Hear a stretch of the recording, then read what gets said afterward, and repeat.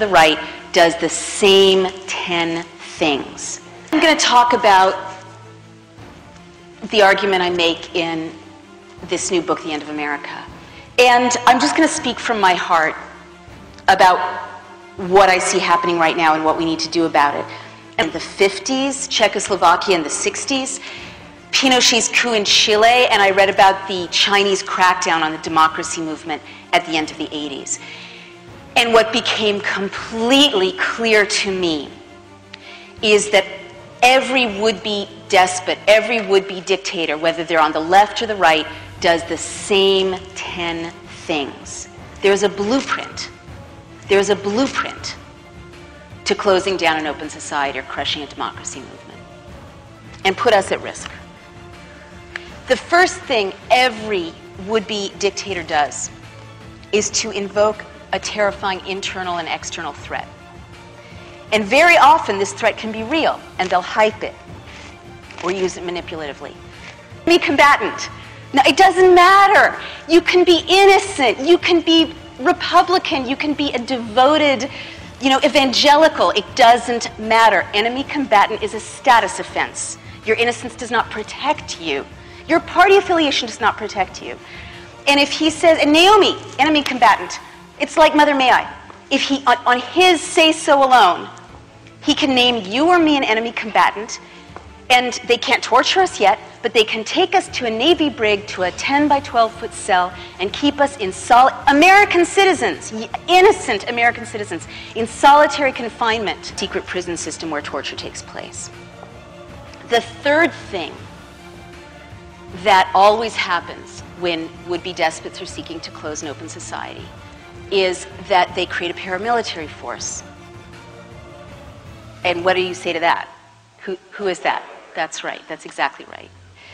Now, really think about it. You can't close down a democracy without a paramilitary force. You can't, because, I'm not going to be pushed around by you. But once you have a paramilitary force, you can send that paramilitary force to intimidate civilians. And then it doesn't matter, because people are really just too intimidated to push back. Already operating on Main Street, USA. They were invited by the Department of Homeland Security to patrol the streets of New Orleans in the wake of Katrina. And they just got a $1 billion contract to work more intimately in the United States. Their business plan calls for increased deployment in America in the event of a natural disaster or a public emergency.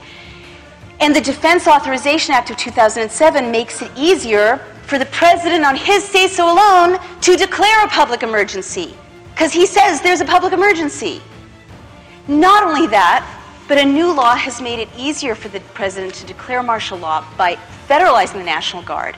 Now, the National Guard is supposed to be answerable to the people, to governors, right? The president can now take the National Guard of Alabama and send them here to Washington State and deploy them to enact curfew and martial law here in Washington State over the objections of the governors of Alabama and Washington State, and not tell Congress about it till after the fact. Yes, right? And you infiltrate citizens' groups, and that's an important piece in breaking down democracy, because then citizens don't have the trust level of working effectively together.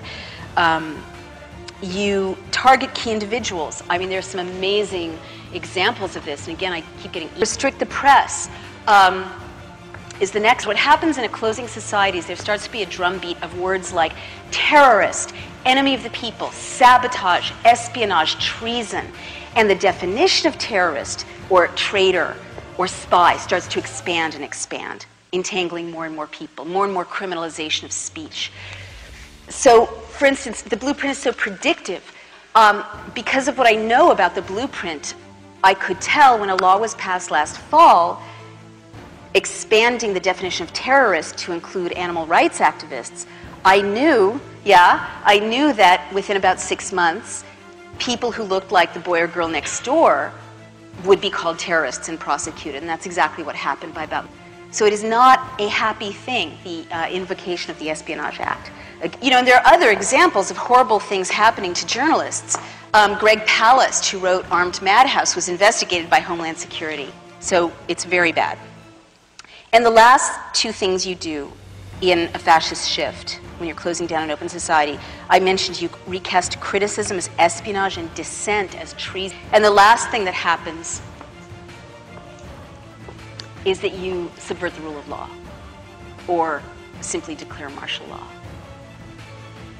Acts of provocation, hyped threats, destabilizing scenes where like there'll be a protest and agents provocateurs will provoke violence or engage in violence to give an excuse for a crackdown.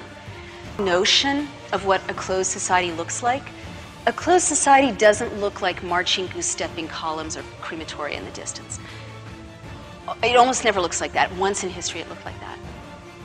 A closed society, even a violent military dictatorship, really has a lot of the trappings of civil society. There are still elections, they're just corrupted. Tyrants love holding elections. It validates them. Hitler held elections. 99% of the Austrians voted ja to their own annexation because there were brown shirts outside the voting booth menacing the people who were counting the... There are still elections in a closed society. They're just corrupted.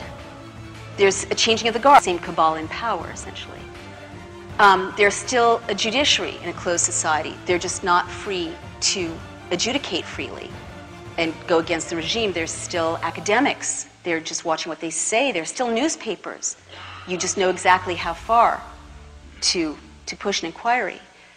So at the end, to close down our society further leading up to the